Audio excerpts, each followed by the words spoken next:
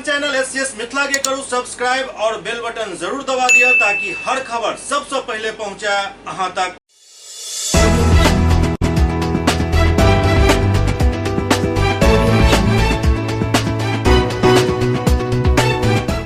नमस्कार, अहाँ सब देख रहा छी एससीएस न्यूज। हम छी कमलेंद्र झा। खबर के शुरुआत करी और बात करी ऐसे शुरू भेल इंटर के परीक्षा के जाय में लगभग 13,50,000 छात्र छात्रा भाग ल रहा छथि।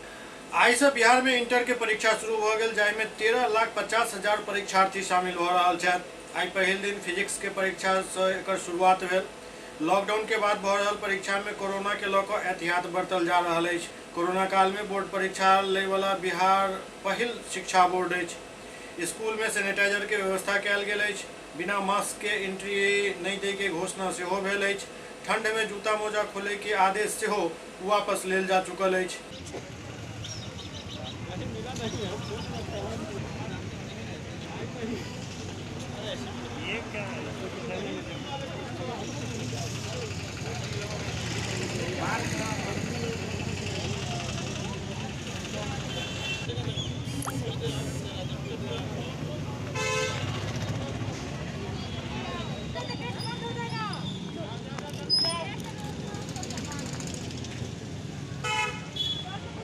क्या क्या इंस्ट्रक्शन मिले हैं जाने के लिए, अंदर जाने के लिए?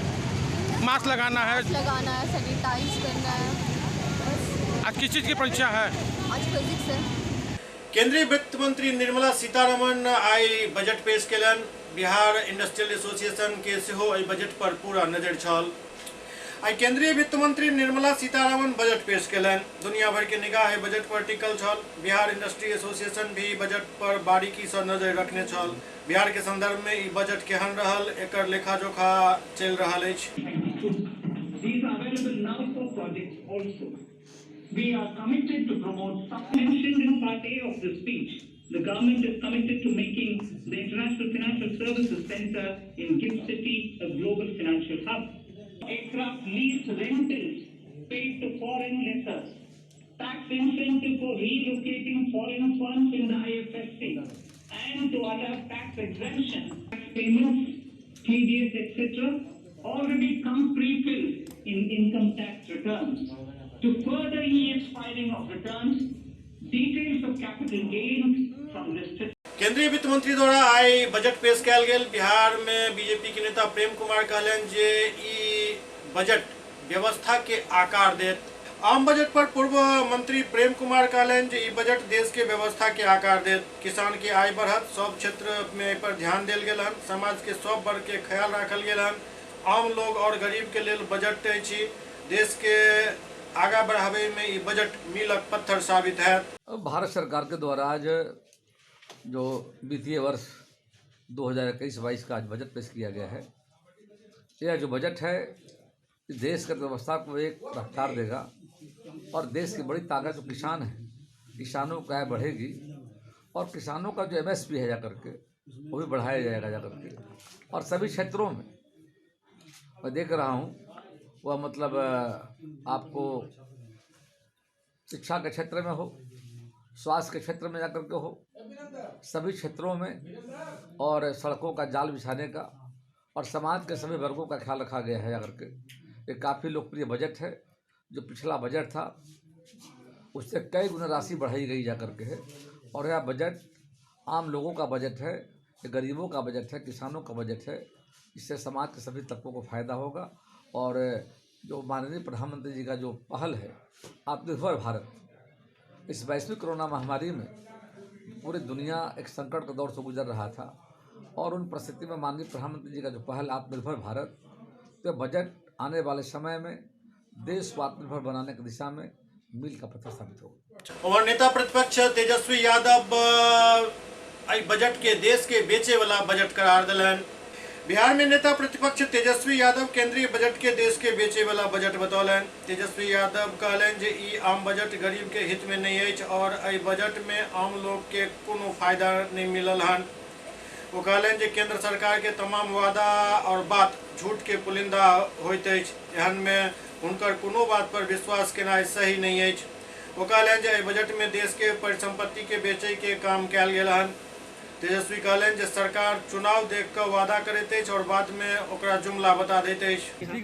आज देश के संसद में बजट पेश किया गया और मेरा साफ मानना है और हमारे पार्टी का स्पष्ट मानना है कि ये बजट नहीं था बल्कि देश का सेल था। ये हला नहीं, देश निर्माण के लिए कोई बजट नहीं बल्कि ये देश बेचने का बजट था। आप लोग सब लोग जानते हैं, पहले रेलवे को बेचा, एयर इंडिया को बेचा, भारत पेट्रोलियम को बेचा गया, तरह तरह की संस्थानों के संपत्तियों को बेचा गया तो हिलेंगे भी नहीं। और ये पूरी तरीके से जितने प्रतिष्ठान हैं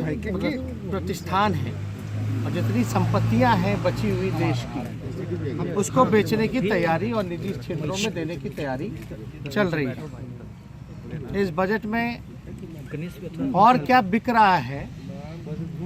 गैस पाइपलाइन है, स्टेडियम है, सड़क मार्ग हैं, वेयर हाउसेज हैं, जो देश की संपत्तियां रहीं उसको और बेचने की पुरजोर तरीके से तैयारी की जा रही है। आम नागरिकों का कमर तोड़ दिया गया है और केवल कुछ चंद लोगों का ही इस बजट में ख्याल रखने का काम भारत सरकार ने किया है। आप देखे होंगे कि बिहार में डबल इंजन की सरकार है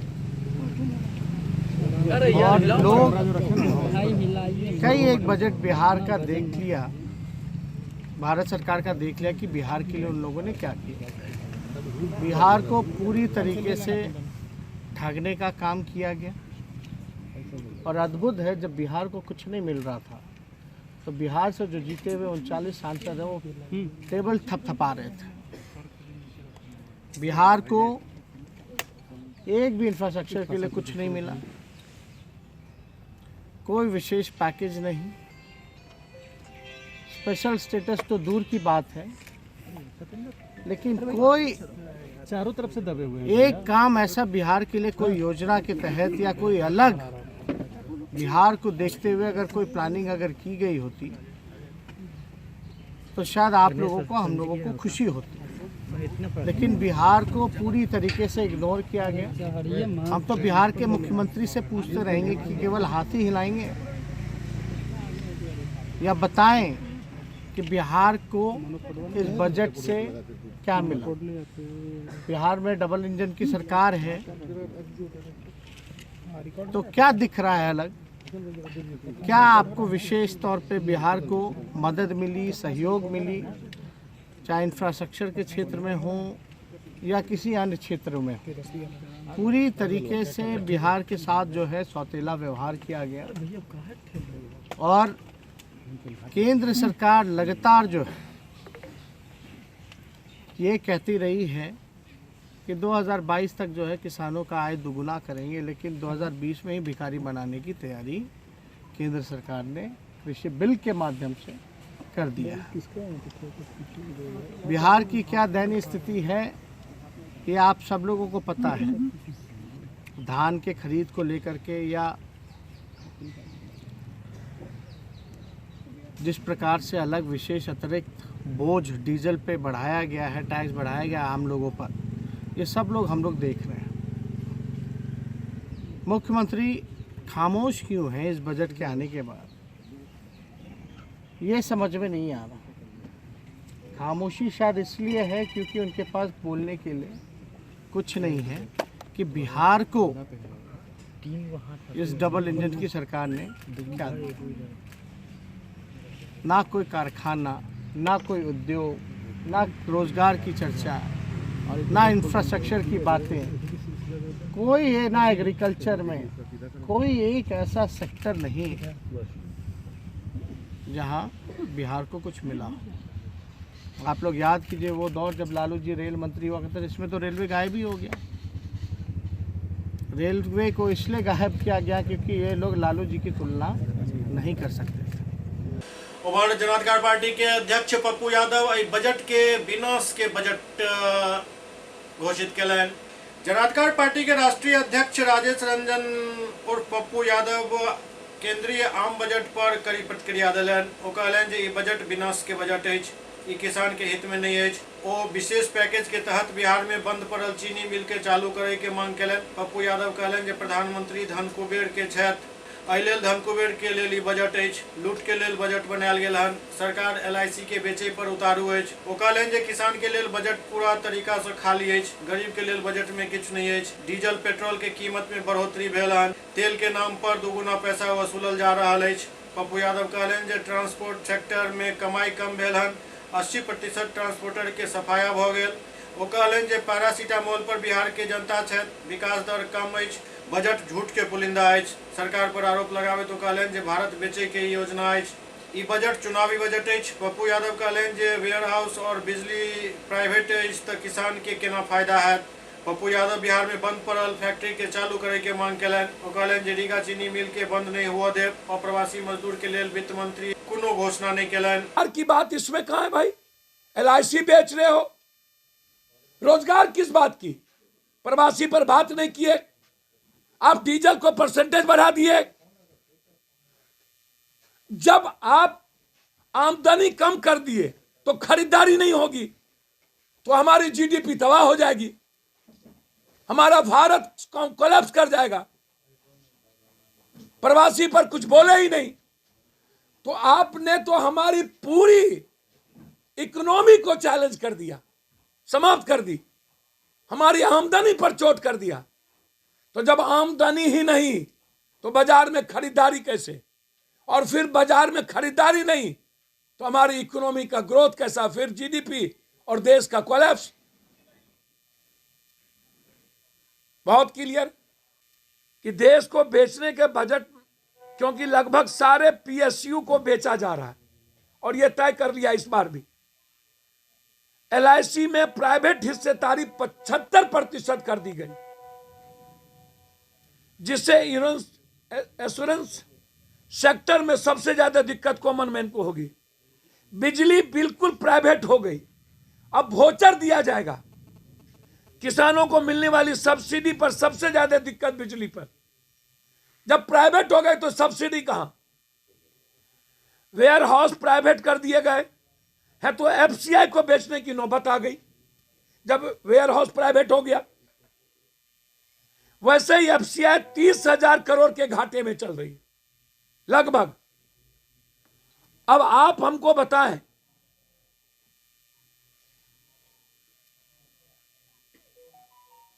कि बिहार के लिए एक भी ऐसी चीज है, मैं पूछना चाहूंगा विशेष राज्य विशेष पैकेज पर, मैं पूछना चाहूंगा बिहार के लिए केंद्रीय विश्वविद्यालय पर, मैं पूछना चाहूंगा बिहार के लिए बंद फैक्ट्री। जैसे अभी सबसे बड़ा दुर्भाग्य है कि 40% इंडस्ट्री थी हमारी चीनी की, हम 18% पर आ गए और रीगा चीनी मिल को बंद करने की घोषणा हो गई, जो नहीं होने देंगे। मर जाएंगे, जान दे देंगे, लेकिन रीगा चीनी मिल, हम आज कृषि मंत्री जी से बात की है, 130 करोड़ रुपए का किसानों के साथ धोखा करके भाग गया और सरकार जाने दी। अब कह रही है कि मैं FIR कर रहा हूं। सुपौल पुलिस पिपरा थाना क्षेत्र में भेल एक हत्या के मामला के उद्भेदन केलक। ठाड़ी भवानी पिपरा थाना क्षेत्र में एक व्यक्ति की हत्या की बात सामने आई थी। पुलिस ने अनुसंधान प्रारंभ किया और इस निष्कर्ष पर पहुंचा कि इस हत्याकांड को अंजाम मृतक के पुत्र ने ही दिया था अपने 2 साथियों के साथ में। इसमें मृतक का पुत्र, जो कि पुलिस अनुसंधान में हत्यारा साबित हुआ है, अपने एक साथी के साथ में गिरफ्तार हुआ है। आगे का अनुसंधान भी चल रही है। बीजेपी के 9 MLC सैयद शाहनवाज हुसैन सुपौल स्थित अपन पैतृक आवास पर एक प्रेस वार्ता आयोजित कलन। बीजेपी के राष्ट्रीय प्रवक्ता सैयद शाहनवाज हुसैन बिहार में नवनिर्वाचित MLC बने के बाद सुपौल जिला पहुंचला, जहां अपन गांव में पैतृक आवास पर एक प्रेस कॉन्फ्रेंस आयोजित कलन। ओ 26 जनवरी के लाल किला पर भेल प्रदर्शन के लऽ कऽ कहलनि जे किसान आंदोलन कऽ रहल छथि, ओ अपने लोक छथि, हुनका बीच किछु अनासिर घुसि गेल छलाह, ओ सही नहीं अछि। सरकार किसान के विरोध में नहीं अछि, लेकिन लाल किला पर तिरंगा के अपमान के विरोध में देश अछि। शाहनवाज हुसैन कहलनि जे ट्रैक्टर रैली में ट्रैक्टर के टायर के नीचे लोकतंत्र और गणतंत्र के कुचले के साजिश भेल। एहि लेल पूरा देश में लोग गुस्सा में छथि जे किसान के नाम पर एहि देश के अपमान केलक अछि। कैपिटल हिल से हम साजिशकर्ता के बख्शल नहीं जायत। किसान भाई के तरह के अनासिर और आतंकी और माओवादी कम्युनिस्ट सबके अपना प्रदर्शन से अलग रखबाक चाही। मंत्रिमंडल में शामिल होने के सवाल पर शाहनवाज हुसैन कहलनि जे हम एहि देश में नहीं छी। मैं किसी पद के दौड़ उड़ में नहीं हूँ। मैं पार्टी का राष्ट्रीय प्रवक्ता हूँ और पार्टी के केंद्रीय चुनाव समिति का सदस्य हूँ। वो मेरे लिए बहुत ऑनर की बात है जहाँ 10 लोग प्रधानमंत्री जी के साथ, अमित शाह जी के साथ, नड्डा जी के साथ, राजनाथ जी के साथ, मुझे भी उसमें 2005 से मैं उसमें काम कर रहा हूँ। तो जो संगठन की जिम्मेवारी है उसका भी दायित्व निभा रहे हैं। और हमारे राष्ट्रीय अध्यक्ष थे नितिन गडकरी जी, वो MLC होते हुए हमारे राष्ट्रीय अध्यक्ष रहे। हमारे राष्ट्रीय अध्यक्ष थे माननीय अमित शाह जी, वो MLA होते हुए लगातार राष्ट्रीय अध्यक्ष रहे। जब MP वो लोकसभा का चुनाव हम लोगों ने, पार्टी ने उनको जब कहा तब उन्होंने चुनाव लड़ा। ये जिम्मेदारियां होती हैं। और यहाँ पर भारतीय जनता पार्टी का बहुत अच्छा कार्यक्रम चल रहा है। जगह जगह हमारा प्रशिक्षण शिविर हो रहा है। भारतीय जनता पार्टी सबसे मजबूत पार्टी इस बिहार में है और उसको और मजबूत बनाने के लिए हम सब कार्यकर्ता पूरी ताकत से लगे हैं। और जहाँ तक किसान आंदोलन का सवाल है, सरकार ने पहले भी कहा कि जो 1.5 साल कानून को स्थगित करने की बात थी, उस पर प्रधानमंत्री जी ने कहा कि वो कायम है। और किसान भाइयों को भी चाहिए, वो अपने लोग हैं, उनके बीच में कुछ अनासिर घुस गए थे, वो सही नहीं है। हम किसानों के विरोध में नहीं हैं, लेकिन लाल किले का और तिरंगे का अपमान करने वालों के विरोध में देश है। जब 26 जनवरी के दिन हम लोग पहले कहते थे कि आप ट्रैक्टर रैली मत कीजिए, लेकिन ट्रैक्टर के टायर के नीचे लोकतंत्र और गणतंत्र को कुचलने की साजिश हुई। और जहाँ से पंडित जवाहरलाल नेहरू ने झंडा फहराया, आज़ादी का जश्न मनाया, जहाँ से इंदिरा जी, अटल बिहारी वाजपेयी जी, मोदी जी उस प्राचीर से लाल किला के झंडा फहराते हैं, वहाँ इस देश के लोग किसी प्रधानमंत्री के अलावा किसी अन्य को झंडा फहराते हुए नहीं देख सकते। इसलिए पूरे देश में उन लोगों के खिलाफ गुस्सा है जो लोग किसान आंदोलन के नाम पर इस देश का अपमान जिन्होंने किया, कैपिटल हिल जैसी साजिश की। ऐसे साजिशकर्ता को बख्शा नहीं जाएगा। और जो किसान भाई हैं वो भी किसी इस तरह के अनासिर जो आतंकी हैं, जो खालिस्तानी सोच के लोग हैं, जो माओवादी हैं, जो कम्युनिस्ट विचार के लोग हैं, जो वो विपक्ष के कुछ नेता जिस तरह की बयानबाजी कर रहे थे वो बहुत दुखद है। राहुल गांधी जी ने ट्वीट किया था, वीर तुम बढ़े चलो, और ख़ुद विदेश बढ़ गए थे। तो उन्होंने क्या कहा था, वीर तुम लाल किला पे बढ़े चलो। ये कैसी पाठ उन्होंने पढ़ाई थी। इन सब पहलू की वजह से देश में बहुत ज़्यादा गुस्सा लोगों के मन में है। और किसान आंदोलन जो लोग धरने पे बैठे हैं उनको कहा गया है कि कल ही प्रधानमंत्री की अपील के बाद मुझे पूरी उम्मीद है कि आंदोलन समाप्त होगा। और फिर किसानों से बातचीत करके, जैसे APMC के बारे में कल विपक्ष के नेताओं ने भी कहा कि उस पर राय अलग है। और हम लोग बिहार में तो कोई मंडी नहीं है, कोई आढ़त नहीं है, तो कहाँ कोई दिक्कत है। किसानों को अपना अनाज, जो कपड़ा बनाने वाला, जूता बनाने वाला, रसगुल्ला बनाने वाला, पेड़ा बनाने वाला, सब कोई अपना सामान बाज़ार में बेच सकता है। लेकिन किसान अगर चाहे कि वो अपना सामान जो अपने दाम पर कोई उचित दाम उसको मिले, उस पर अगर बेचने जाए तो उसको कैसे रोका जा सकता है। मैंने मान लीजिए कि मैंने यहीं पे मैं बारी में आलू पैदा करता था जब मैं यहाँ था। मुझे आलू लगाना, आलू निकालना ये सब आता है। तो जब वो आलू ज़्यादा होता था तो अगर उसको बेचना हो तो मैं अपने रेट पे बेचूंगा, मुझे कौन रोक सकता है। तो जो किसान है वो अपना अनाज, अगर वो कई किसान रखते हैं पुराना चावल रखते हैं। वो कहते हैं कि साहब जब कोई घर में दिक्कत होगी तो हम उसको बेच के काम करेंगे। तो क्या होना चाहिए? हमने तो ये नहीं कहा कि एपीएमसी में कोई दिक्कत होगी, ना मंडी ख़त्म होगी, ना आढ़त ख़त्म होगी। तो ये इतना बड़ा पंजाब, हरियाणा और पश्चिमी उत्तर प्रदेश के किसानों को जो गुमराह किया गया है, वो उनकी बातों में ना आए और वो देख लें कि उनके बीच में कौन से लोग थे जो लाल किला पहुंच गए थे। इसलिए उनको आंदोलन स्थगित करना चाहिए। अपना देश है, अपने किसान हैं। हम किसानों के विरोध में न कभी थे, न हैं, न रहेंगे। हम देश विरोधी और आतंकी के विरोध में हैं। हम देश का अपमान करने वालों के विरोध में हैं। यही भारतीय जनता पार्टी की सोच है। एससीएस न्यूज में अखन वक्त भऽ रहल अछि एकटा ब्रेक के बाद समाचारक सिलसिला जारी अछि।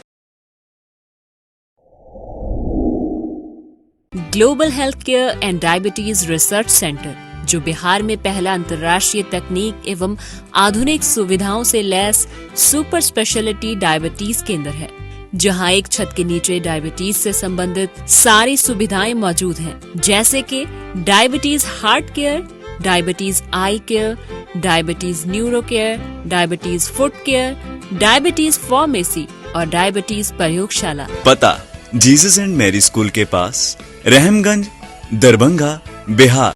Doctor RLR public school CBSE curriculum, गुणवत्तापूर्ण शिक्षा को प्राथमिकता, सेल्फ कॉन्फिडेंस को बढ़ाना हमारा मकसद है। सामाजिक कार्यों के प्रति सजग। स्कूल में कड़ाई से CCE पैटर्न CBSE पाठ्यक्रम के द्वारा लागू है। यहाँ ई-लाइब्रेरी की सुविधा उपलब्ध है, कंप्यूटर लैब की सुविधा उपलब्ध है, उन्नत लेबोरेटरी की सुविधा उपलब्ध, स्मार्ट क्लास की पूरी व्यवस्था यहाँ उपलब्ध है। छात्र छात्राओं को स्कूल तक लाने और घर तक पहुंचाने के लिए ट्रांसपोर्ट की व्यवस्था उपलब्ध है। हमारे यहाँ अनुशासन का विशेष स्थान है। स्वस्थ वातावरण को जागृत रखने के लिए स्वच्छता पर विशेष ध्यान दिया जाता है। शिकायत और सुझाव को प्राथमिकता के आधार पर लिया जाता है। हमारा पता है डॉक्टर RLR पब्लिक स्कूल, सदर थाना road, Darbhanga, pin code 846009, mobile number 9430827387, 9835257788। Hotel grand SM residency, A home away from home. 35 well equipped room यहाँ उपलब्ध है, जिसमें मॉडर्न एमिनिटीज और फैसिलिटीज उपलब्ध है। यहाँ 24 घंटा गर्म और ठंडा पानी उपलब्ध। विद्युत आपूर्ति में कोई कोताही नहीं। फ्री वाईफाई, लॉन्ड्री और कई अन्य फैसिलिटीज इस होटल में उपलब्ध है। Hotel grand SM residency ISO certified है। हमारा पता है SM plaza, Mirzapur Chowk, station road, Darbhanga. हमारा कॉन्टैक्ट नंबर है 9572077779। दूसरा नंबर 8051118822, 8051118822।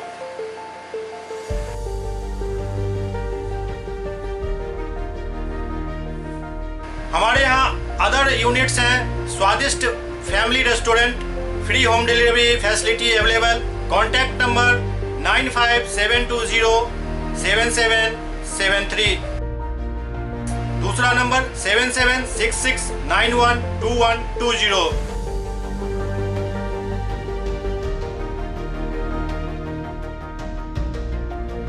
इसके अलावा यहाँ सौभाग्य मैरिज हॉल भी उपलब्ध है, जिसमें 500 लोगों के बैठने की क्षमता है। सौभाग्य बैंक्वेट हॉल भी उपलब्ध है, जिसमें भी 500 लोगों के बैठने की क्षमता है।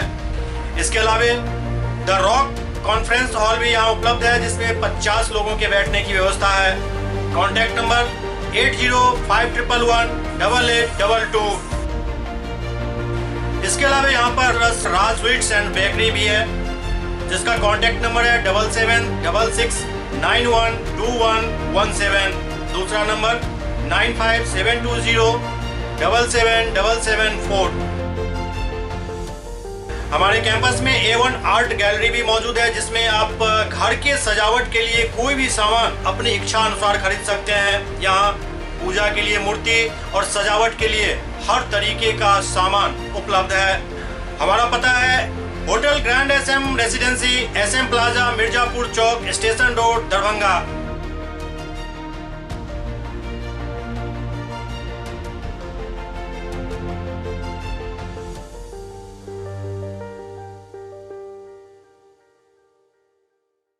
ब्रेक के बाद पुनः स्वागत है। मोतिहारी के एकटा युवक के वीडियो वायरल भ रहा है जाहिमे ओ सरेआम पिस्टल लहरा रहा है। मोतिहारी में एकटा युवक के वीडियो अखन जम के वायरल भ रहा है जाहिमे ओ पिस्टल लहराबैत देखल जा रहा है। बतायल जाइत है जे आपसी विवाद में युवक पिस्टल निकाल कर विरोधी पर हमला केलक। हालांकि एमे केओ हताहत नहीं भेल।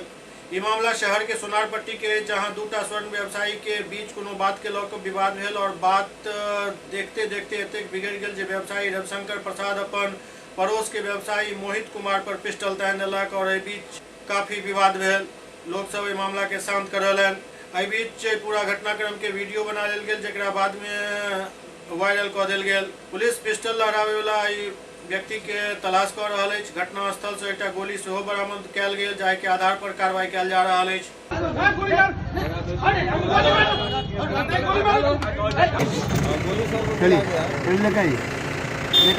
घटी हम और हमारे लड़का दुकान पर काम कर रहे थे और हमारे सामने वाले आए रविशंकर और उनके पिता हरिहर प्रसाद आकर दबाव देने लगे जो कोर्ट में केस चल रहा है पहले से उसे उठाने के लिए। यही बात का विवाद हुआ और हरिहर प्रसाद का लड़का रविशंकर इतने बात पर हम हमारे बेटे के ऊपर बंदूक तान दी। बंदूक तानने के क्रम में एक गोली इनके बंदूक से गिरा। इतने ही बात पर अगल बगल के लोग आकर बीच बचाव किए और इसी पीरियड में थाना प्रभारी आकर यह सब मामला जानकारी लिया और रविशंकर प्रसाद को गिरफ्तार कर ले गया। क्या नाम है आपका? हमारा नाम शंकर प्रसाद है। रेलवे के मुख्य संरक्षक अधिकारी दरभंगा सीतामढ़ी रेल लाइन के विद्युतीकरण के कार्य के जायजा लेलन। सीतामढ़ी से दरभंगा तक रेल विद्युतीकरण के निरीक्षण मुख्य संरक्षा आयुक्त अनंत एम चौधरी द्वारा सफलतापूर्वक कयल गेल। दरभंगा से सीतामढ़ी तक 77 किलोमीटर के रेल विद्युतीकरण के कार्य मुख्य परियोजना प्रबंधक दानापुर श्री अभय चौधरी के कुशल नेतृत्व में कयल गेल। मुख्य संरक्षा आयुक्त एकर बारीकी से निरीक्षण कयलनि और विद्युत इंजन से 110 किलोमीटर के रफ्तार में दरभंगा से सीतामढ़ी तक सफलतापूर्वक ट्रायल करवेलनि।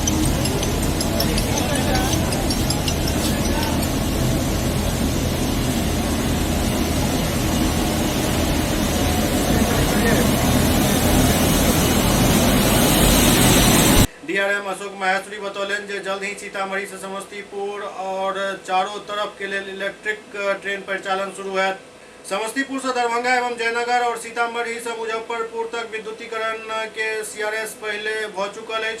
सीतामढ़ी से रक्सौल तक कार्य प्रगति पर है।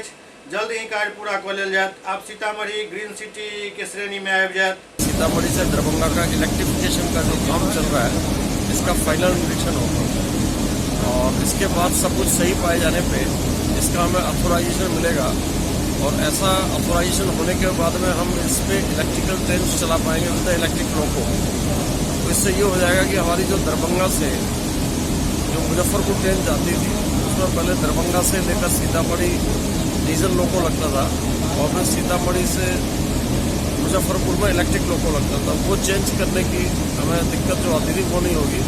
साथ के साथ जब ये इलेक्ट्रिफिकेशन हो जाएगा यहाँ का जो जिसकी उम्मीद है कि आज चालू हो जाएगा इसके यूज़ से एक तरफ तो हमें हमारा जो खर्चा होता है फ्यूल कंजम्पशन का जो डीजल में जो खर्च होता है उसमें थोड़ी बचत होगी। उसके अलावा पर्यावरण के हिसाब से भी इसमें जो हमारे पेट्रोकेमिकल्स होते हैं उसमें जो पर्यावरण को विपरीत प्रभाव पड़ता है उससे भी हमें निजात मिलेगी। ये पर्यावरण के हिसाब से भी काफ़ी यूजफुल होगा। तो आज का उद्देश्य यही है। इसके बाद जैसा कि आपको पता है ये कार्य जो है आगे रक्सौल और रक्सौल से नरकटिया तक पूरा होना है। यह कुछ फेज में होता जाता है, ये आगे बढ़ता जाएगा। नेक्स्ट फेज में और बरगनिया तक का प्लान है। बरगनिया के बाद रक्सौल और रक्सौल के बाद नरकटिया। यह सब हो जाने से हमें पूरा डीजल लोगों से इधर लगभग निजात मिल जाएगी। फुल सेक्शन इलेक्ट्रीफाई हो जाएगा, स्पीड भी बेटर होगी और आपको बिना पर्यावरण के प्रभाव वाले लोगों को मिल पाएंगे। सुपौल सदर अस्पताल में लागल मेडिकल कचरा के अंबार परेशानी के कारण बनल जा रहा है। सदर अस्पताल सुपौल में आइ गंदगी के अंबार लागल है। अंदरूनी परिसर चकाचक है लेकिन बाहरी परिसर पूरा तरीका से गंदगी भरल है।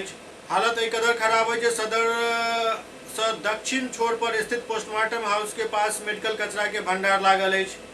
एनजीओ के कर्मी भी सारा कचरा एते डंप कर रहा है। मेडिकल कचरा जमा हो कुत्ता और कौआ के डेरा बनल है।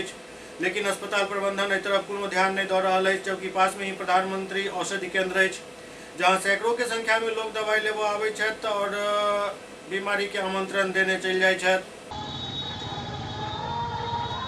कदमकुआं के सब्जी मंडी के वेंडिंग जोन में शामिल करे के मांग उठि रहल अछि।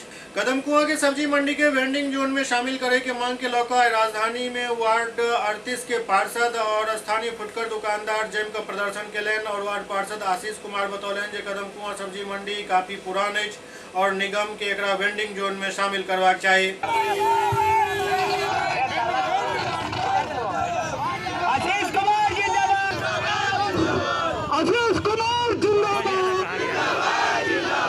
पार्षद कहलन जो प्रयास केलन लेकिन बात नहीं बनल, जाए के बाद आंदोलन के रास्ता चुना पड़ल। जाम तक ही पहुंचा करके दम लूंगा।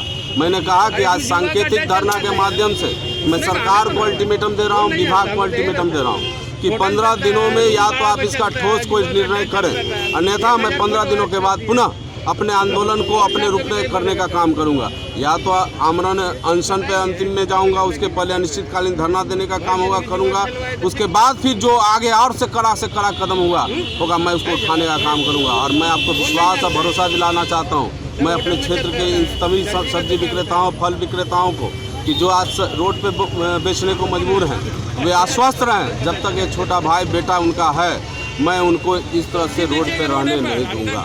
मैं उनको उनका हिस्सा, उनका अधिकार दिलाकर ही दम लूंगा। दरभंगा के जोगिंदर मेमोरियल हॉस्पिटल में स्वास्थ्य कर्मी सबके कोरोना टीका लगायल गेल।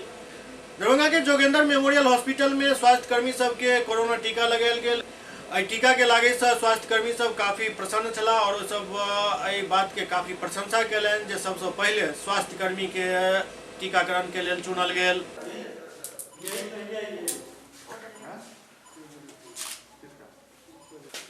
इससे तो कोई दिक्कत तो है नहीं, कोई प्रॉब्लम तो हो नहीं रहा है, एकदम ठीक है, सभी को लेना चाहिए। आज आपको पड़ा है? आज पड़ा है। आज सभी आपके यहाँ से कितने लोगों को पड़ेगा? आज 100 लोगों का। तो सर आज पड़ा है, क्या महसूस कर रहे हैं आपको? मतलब कोई फील नहीं हो रहा है, एकदम बेटर फील हो रहा है। ये वैक्सीन एक जीवन को एक अमृत की तरह है। और मैं बता दूं, जो भी लोग भ्रम फैला रहे हैं वो मिथ्या, उनकी गलतफहमी है। एक जनरल हम पैरासीटामोल भी लेते हैं ना, उसका भी रिएक्शन होता है। इस डर से हम न ले जीवन रक्षा, ये कतई उचित और गंदी बातें हैं, इसको भ्रम न फैलाएं। और मैंने खुद वैक्सीन लिया है और मैं 1 घंटा हो चुका है, मुझे तो कोई ऐसा महसूस नहीं हो रहा। I am feeling better, very good. तो मैं आप सबसे निवेदन अपने मिथिलावासी लोगों से कहना चाहता हूँ कि आगे बढ़ें और ये वैक्सीन लें। ढेर सारी बधाई देना चाह रहे हैं कि इस कोरोना काल में, इस संकट के घड़ी में जो सारे लोग नर्वस हैं, सारे हॉस्पिटल बंद कर रखे हैं, लेकिन हमारा हॉस्पिटल फिर भी चालू रहा। और ये वैक्सीन दे करके हमारे स्टाफ को, हमारे हॉस्पिटल के स्टाफ को प्रोत्साहन हुआ है, जज्बा हुआ, जोश पैदा हुआ है। और जिस घड़ी में सारा लोग बंद कर गए, तो हमारे स्टाफ, हमारे जितने डॉक्टर थे, लगनशील के साथ काम करते रहे। और अब हम सब लोग और लगन के मेहनत के साथ जो कोरोना के पेशेंट आएंगे उसका हम लोग सेवा करेंगे। सरकार को, बिहार सरकार को, एडमिनिस्ट्रेशन को, सीएस को, हमारे डीआई को और डीएम साहब को, सबको ढेर सारी बधाई देना चाह रहे हैं हम अपने तरफ से, हमारे हॉस्पिटल परिवार की तरफ से। आज से कोरोना वैक्सीन के टीका आपके अस्पताल में सारा कर्मचारी और सारा कर्मी और सारा चिकित्सक सब लिए हैं, किस तरह के असर था ये कोरोना वैक्सीन टीका? देखिए, आज हमारे यहाँ जोगिंदर मेमोरियल हॉस्पिटल में कोविड-19 का टीकाकरण केंद्र बनाया गया है। हमारे सारे स्टाफ लिए हैं। सबसे पहले तो ये मैंने लगवाया है, मेरे पति जो डॉक्टर हैं उन्होंने भी लगाया है। बहुत सेफ है, बहुत अच्छा है और मुझे लगता है हर आम पब्लिक को इसके लिए पहल करना चाहिए, लेना चाहिए और इसमें कोई भी खतरा नहीं है। मैंने तो अभी 4 घंटा हो गया लिए हुए, किसी तरीके की कोई दिक्कत मुझे नहीं महसूस हो रही है। आप महिला चिकित्सक और मैं सरकार को, सबसे बड़ी बात तो सरकार को इसके लिए धन्यवाद देना चाहती हूँ कि इतना असरदार और इतना अच्छा टीका हमारे यहाँ मुफ्त में प्रदान कर रहे हैं। इसके लिए बहुत बहुत शुक्रिया। मोदी जी को बहुत बहुत शुक्रिया, नीतीश सरकार को बहुत बहुत शुक्रिया। आप महिला चिकित्सक हैं, क्या महिलाओं के लिए क्या अपील करेंगे टीका लेने के लिए? मैं महिलाओं को बोलूँगी आराम से लीजिए, कोई दिक्कत नहीं है। हाँ, लेकिन गर्भवती हैं, तो उसमें ये कॉन्ट्राइंडिकेशन है, उसमें मना किया जा रहा है, तो आप मत लीजिए। अब रहा लैक्टेशन का, तो ऐसा कहीं भी नहीं दिया हुआ है कि अगर आप बच्चे को दूध पिलाती हैं तो बिल्कुल भी नहीं लेना है। अगर आप 1 साल से ऊपर तक अगर बच्चे हैं आपके जिसको आप दूध पिला रही हैं तो आप ले सकती हैं, ऐसा कोई दिक्कत नहीं है। डीएमसीएच में एक मरीज के मौत भेला के बाद परिजन सब जमकर हंगामा केलन। डीएमसीएच में एक मरीज के मौत के बाद उनक परिजन सब जमकर हंगामा केलन। स्थिति काफी बिगड़ल जा रहा था, लेकिन बीच बचाव के बाद मामला शांत करायल जा सकल। परिजनक आरोप है कि डॉक्टर के लापरवाही के कारण मरीज के जान चल गए। तो कल जो है इमरजेंसी में भर्ती किए, तो सारा जांच हुआ, उसके बाद जो है वो अच्छी इमरजेंसी वार्ड में जो है इनको रखा गया। सवेर में डॉक्टर साहब जो है आईसीयू में भर्ती करवाए। आईसीयू में जब भर्ती हुआ तो मेरा पेशेंट ठीक था, खाना भी मांग के खाए हैं, खाना खिलाए। पूछे हैं डॉक्टर साहब से खाना खिलाएं, तो बोले कि हाँ ठीक है, पेशेंट ठीक है, खिलाए हैं। उसके बाद तुरंत 10 मिनट के बाद जूनियर डॉक्टर सब आते हैं, कहते हैं इनको यहाँ से ले जाइए, ठीक है आपका पेशेंट उधर ले जाइए। यहाँ लाए हैं और बस आधा घंटा के बाद मेरा पेशेंट जो है डेथ कर गया। कोई यहाँ जो है बहुत केयरलेसी है, कोई तरह का जो है आते हैं झूठे, कोई आते हैं तो कोई इंजेक्शन दे देते हैं, कोई आते हैं कोई दे देते हैं, कोई यहाँ अच्छी इलाज नहीं होती है और यहाँ बहुत बुरा हाल है। SCS न्यूज के अंक में अखनत में अगला अंक में फिर कुछ और समाचार संग उपस्थित है। तब तक अपने सब देखते रहो SCS न्यूज। नमस्कार।